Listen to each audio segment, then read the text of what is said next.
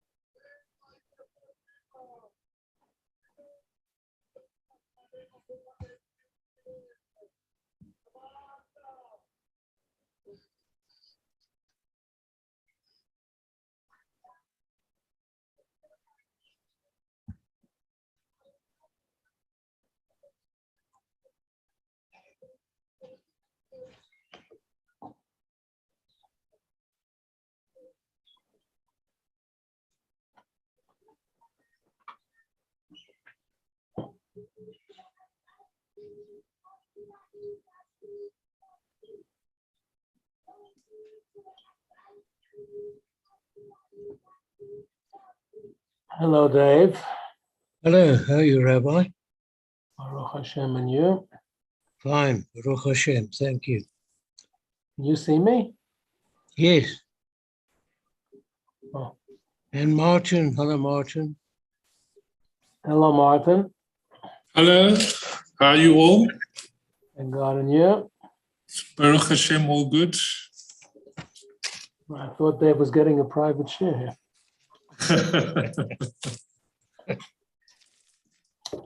Hello, Kent. Hello, Rabbi. How are you doing? Sorry I'm late. Okay. Martin? People are slowly coming on. Give me 1 minute. I'll be right back.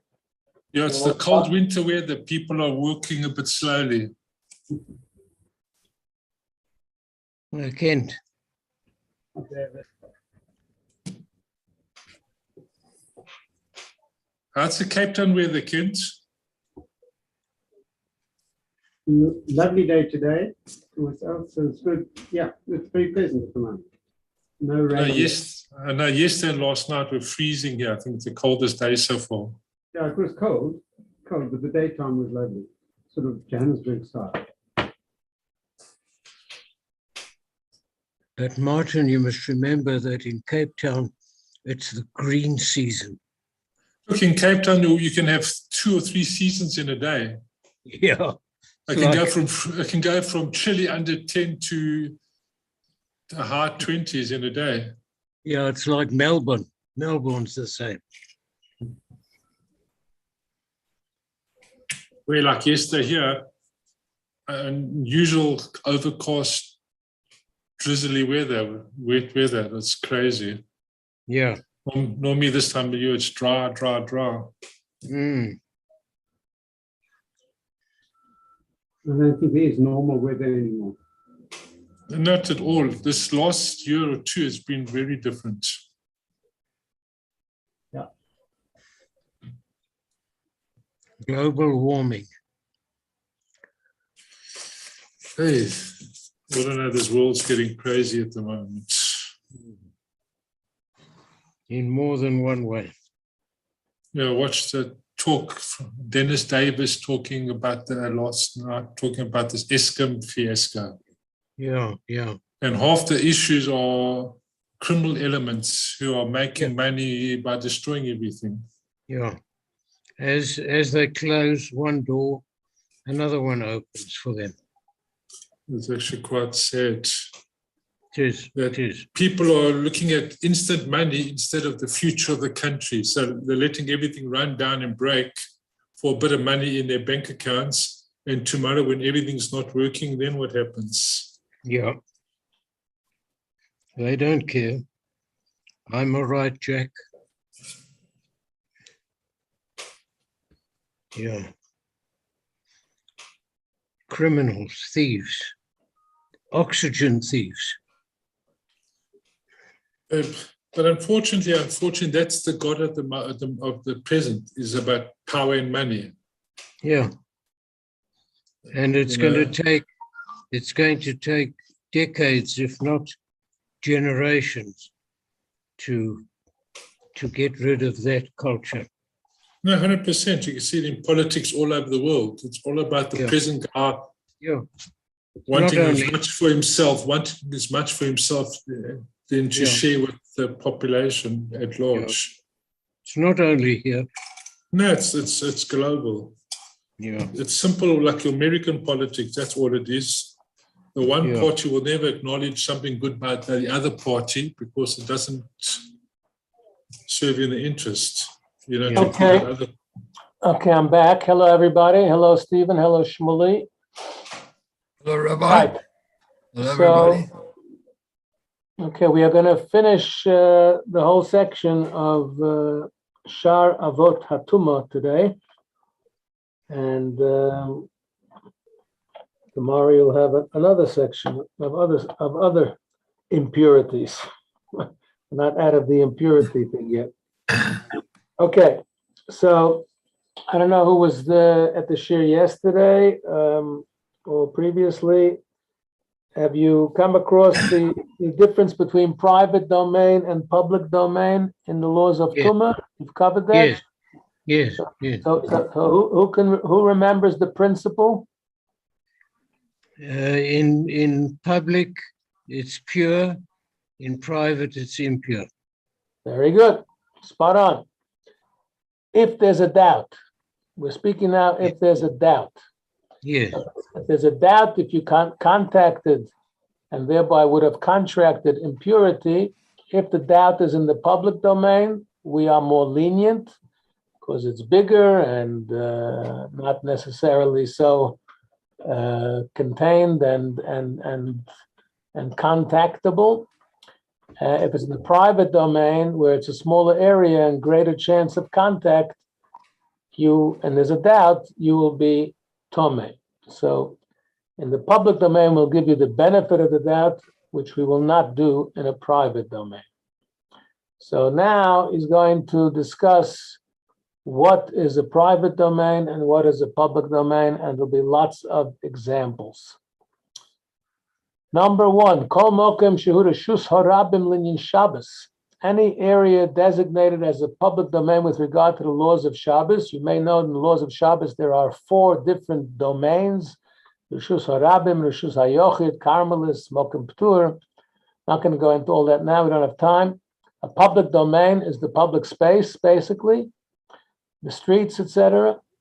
So any place designated as a public domain with regard to Shabbos will also be considered a public domain with regards to the laws of Tumah.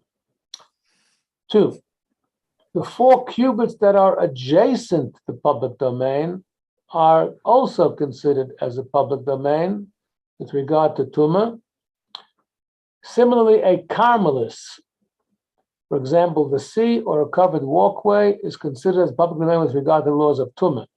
And that suits us very much because the strict definition of a public domain in Shabbos is one where a minimum of 600,000 people traverse that path daily. And I remember when they did the Eruv, the first Eruv in Johannesburg, I don't remember what year it was, but it's a long time ago. It was in Glen Hazel. And it started at the Sandringham High School area, for those of you who are familiar with Joburg, and it ended at Louis Botha Avenue, which even the Cape Townians, I'm sure, have heard of. The infamous Louis Botha Avenue. And that's where the poles were put up on the one end of the perimeter of the Glen Hazel Eruv. When I asked the organizers, why did you stop at Louis Botha Avenue? Because I live on the other side of Louis Botha. So it didn't help me originally. They said because they were worried that Louis Botha, with all the traffic, might be a Reshus Harabim de'oraisa, by biblical law, that there might be 600,000 people that cross Louis Botha Avenue on a daily basis. And I don't blame them for thinking so. When you see how many people climb out of one of those taxis, you could think there's 600,000 in each taxi. So I wouldn't be surprised if there were 600,000 in the course of a day. Later, they actually did a study. You know, the city, they put out these cables across the street, and it clicks every time a car goes by. And they did a statistics, and Louis Botha Avenue was not nearly up to 600,000 people a day. I was quite taken aback. So that's just an interesting thing. So most of if Louis Botha Avenue is not a public domain by biblical law, what is it called? It's called a Carmelis. So it is a public domain by rabbinic law. So it does have some halachic implications. It makes it a little bit easier if you have to carry, if there's no Erev, and it's an emergency, or for a mitzvah, you could ask a non-Jew to push the pram or a wheelchair or carry something. That's a not for today's shir. But let's move on to number 3. There are places which, though they are considered as private domains with regard to Shabbos, are considered as public domains with regard to Tumah. These are paths leading to storage caverns, cisterns, wine presses, an enclosed valley in the summer, a basilica of kings. In ancient times, a basilica was just a king's house. That is a building that is very wide with space for the king's carriage drivers to stay. It has many openings to the public domain, and a poren. What is a poren?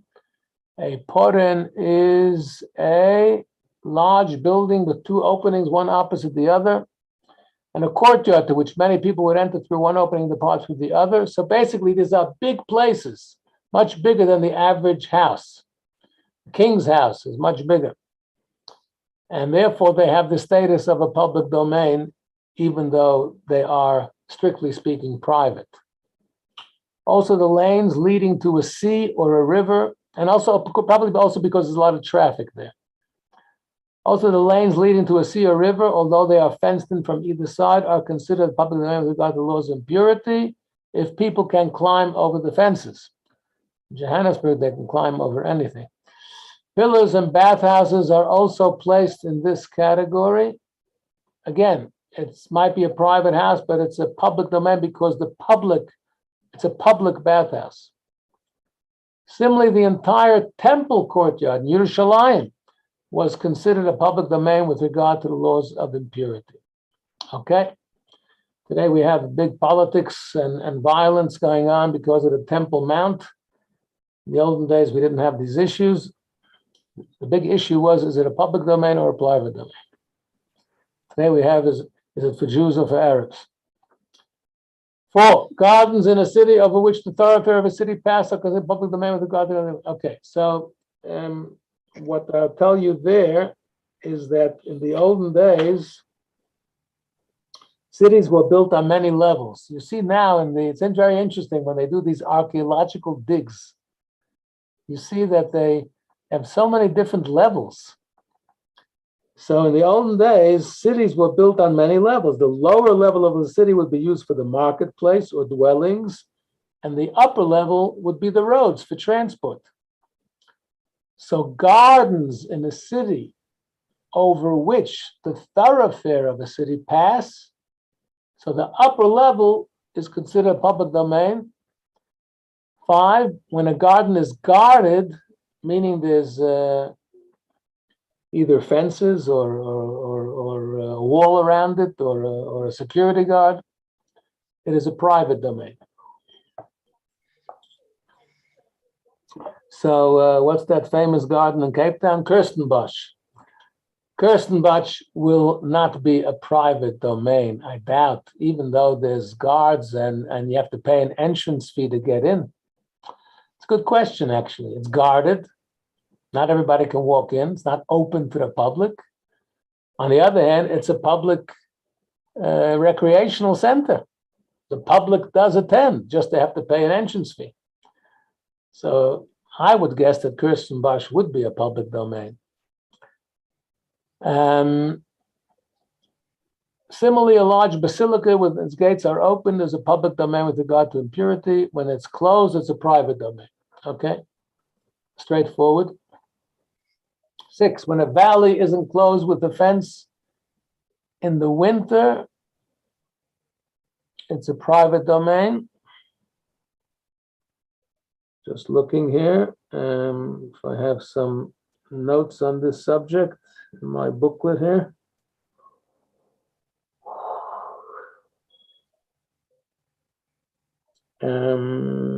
No. Okay, in the winter, the private domain with regard to Shabbos and Tumah, if it was not enclosed, it's a private domain with regard to impurity alone.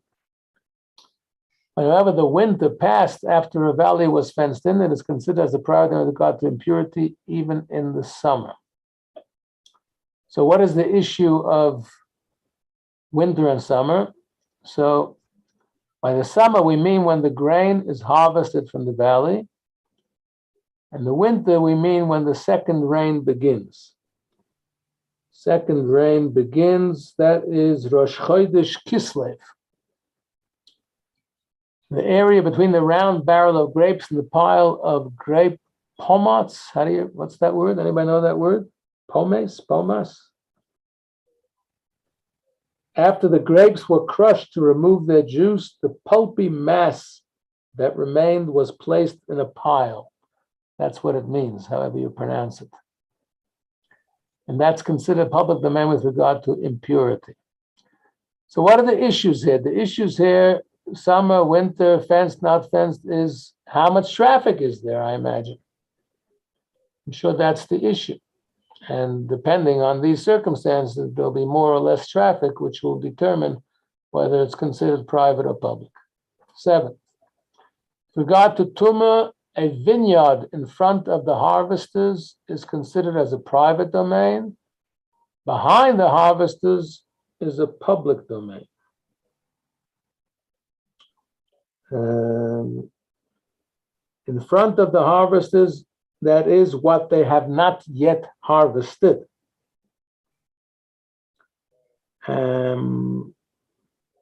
People refrain from entering there lest it be thought that they were intending to steal the grapes, which are soon to be harvested. So therefore it's private, there's not much traffic. But behind the harvesters, where they've already harvested, there's no qualms about people going there. When is this apply? When many people enter from one direction and leave from the opposite direction. The law pertaining to other places aside from those which we have mentioned is just as they are private domain with regard to Shabbos, so too are they a private domain with regard to Tumah. So unless we have other reasons which will determine the level of traffic, we will go with the general principle that we started this chapter with. If it's a public domain for Shabbos, it's a public domain for Tumah. If it's private for Shabbos, it's private for Tumah. Unless we have exceptional circumstances, some of which we have listed. Now, another category. There are places that are not considered as a private domain with regard to Shabbos, but nevertheless are still considered private domain with regard to Tumah, because there's no traffic. Again, same reason, people don't use them. What are these? Trees, holes in the walls of the public domain, even if they are not 4 handbreadths by 4 handbreadths, 4 fists by 4 fists. So if there was a tree standing in the public domain with Tumah in it, and a guy climbed on top of the tree, now he doesn't know if he touched the Tumah or not, so they have an element of doubt. So he'll be impure. Why?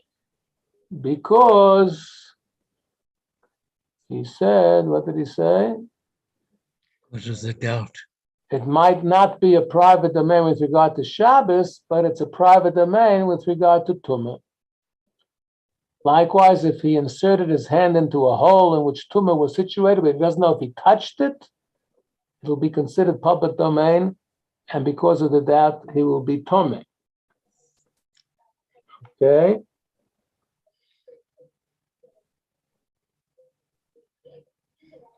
Nine, when there is a store, a shop, which is impure. Why is it impure? There was a human corpse or somebody with tzoras inside of this store. So anybody who enters the store would contract impurity. And now, so the store that is impure, it's open to the public domain, anybody can come in and shop. And someone's in doubt whether he entered or not. He was hanging around the threshold, he's not sure if he went in or not. Well, so we say he's pure despite the doubt. Why? Because the entire store is considered as the carcass of a creepy crawly, of a creeping animal, which imparts tumah. There's 8 creepy crawlies, vermin, which impart tumah if they are carcasses. A mouse is one of them. So this whole store will be considered like the carcass of a creeping animal lying in the public domain, in which instance, if a question arose whether you touched it, you're not sure, you'll be pure. Now, if there are 2 stores, one pure and one impure, so normally in a store is a private domain, and we would say you're in the doubt, you will be tameh. And here it's open to the public domain, but because of the reason of the tumah, we'll say it is, when there's a doubt, he will be pure.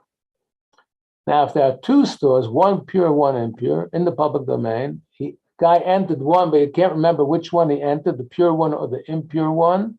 So now he's in doubt. This is considered as a doubt that arose in the private domain, because generally speaking, the store is considered as a private domain.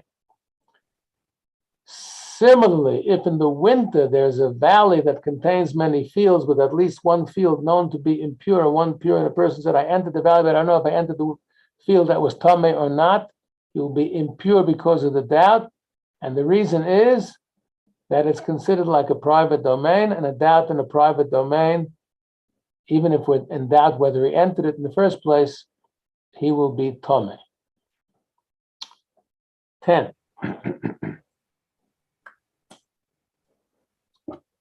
When a place was considered as a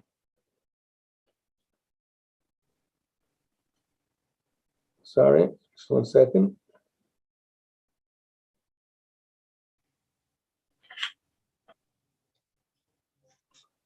Okay. When a place was considered a private domain, it then became a public domain, and then went back to its original status of a private domain. So the ruling will depend on its immediate status at the time. While it's a private domain, when there's a doubt, it will be tameh. While it's a public domain, if there's a doubt, it will be tahor. What it was, what it will be, is irrelevant. What is it now when you went in? That will determine the halacha. 11. By the way, how does it happen that something is private, then public, then private again? So I think I have a note here. See if I can find it. Yeah.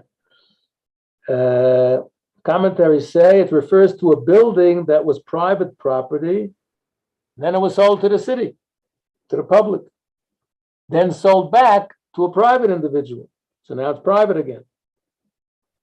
Okay, that's an example of public, private, public, or vice versa. 11, entities. Okay, not buildings or houses, but entities, objects that are situated in the public domain are considered like the public domain itself. For example, there's a container. Somebody forgot his backpack in the street. It's a container, and it's a big backpack, okay? 10 tefachim, 10 fists high, which is about waist high from the ground. And in this backpack, or whatever it was, in this entity, which was in the public domain, so it's a private thing, it's somebody's backpack, but it's situated in the public domain. And there's something that's tameh in that container. So if one is in doubt whether he touched the container, he is pure despite the doubt, because it's in the public domain. If he inserted his hand into the container, but he's in doubt whether he touched the impurity, he's impure. Why? You get the logic? Because his hand is inside the container, which is private property. If he touches the outside, that's in public property. If he goes into it, now he's already in private property. So the halach will be different. Interesting.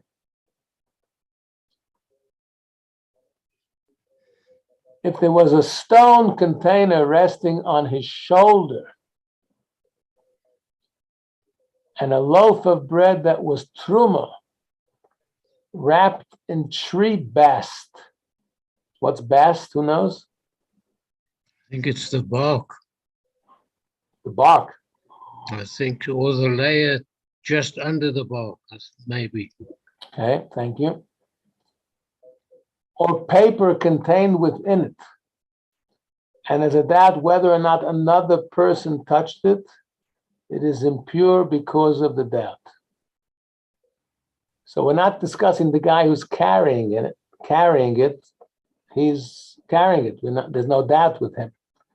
The doubt is that someone else touched it or not. So that's already sort of, maybe because he's carrying it, he's like a private individual. It's like similar to the container, I guess. 12, a donkey in the public domain, which was quite common in the olden days. And it was 10 tfachim, 10 fists high. An impurity was placed on top of the donkey's back. And now we don't know, did this person touch the donkey's back or not? It will be pure despite the doubt. If he extended his hand above the donkey and he was in doubt whether or not he touched it, he is impure because of the doubt.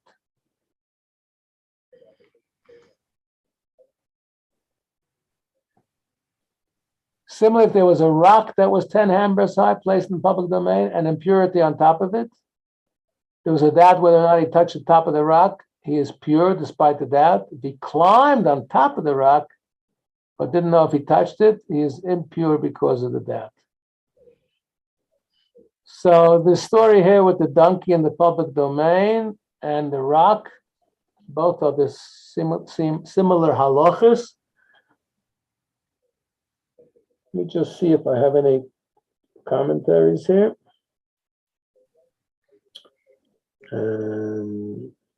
No. What's the significance of 10 handbreadths? I didn't quite catch. Why 10 handbreadths? Okay, that's a good question. So many areas of halacha are governed by the height of 10 handbreadths. As I say, it's roughly waist high. Right. Depending on the size of the individual. Why is that though, Rabbi? Okay, I'm coming. So it would be considered like a mechitza, like a barrier, like a wall. What is the definition? What is the minimum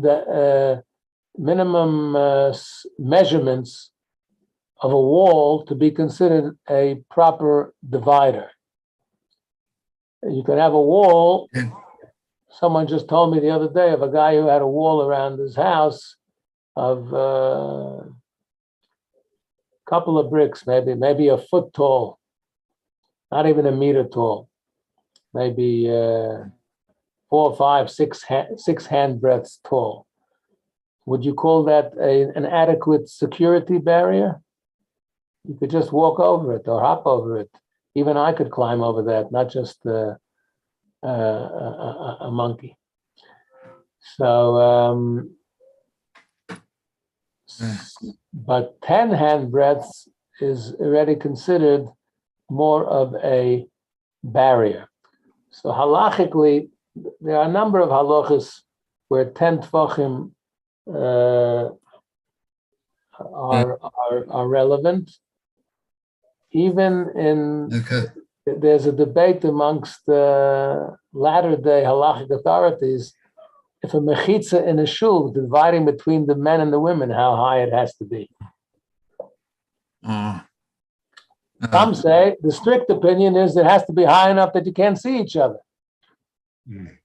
Others will say if it is a halachically defined wall, that's sufficient. So I think the minimum, most lenient opinion, if I'm not mistaken, is 10 tefachim. Right. I think most Okay. halachic authorities are not happy with 10 tefachim for a mechitza in a shul.